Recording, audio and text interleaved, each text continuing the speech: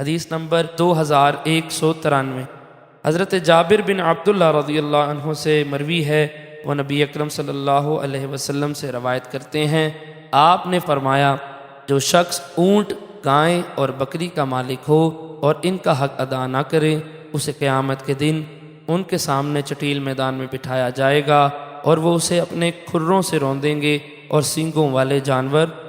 سینگوں سے ماریں گے۔ اس دن کوئی بکری سینگوں کے بغیر اور ٹوٹے ہوئے سینگ والی نہیں ہوگی۔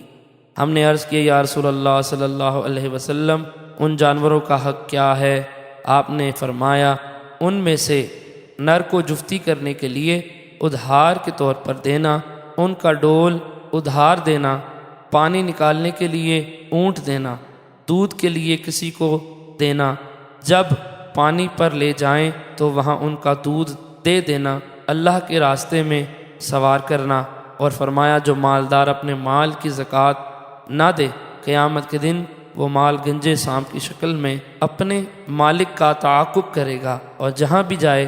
اور وہ اس سے بھاگے گا اور کہا جائے گا یہ تمہارا مال ہے جس میں تو بخل کرتا تھا، اور جب وہ اس سے بچ نہیں سکے گا تو اپنا ہاتھ اس کے منہ میں داخل کرے گا اور وہ اسے اس طرح چبائے گا جس طرح اونٹ چباتا ہے۔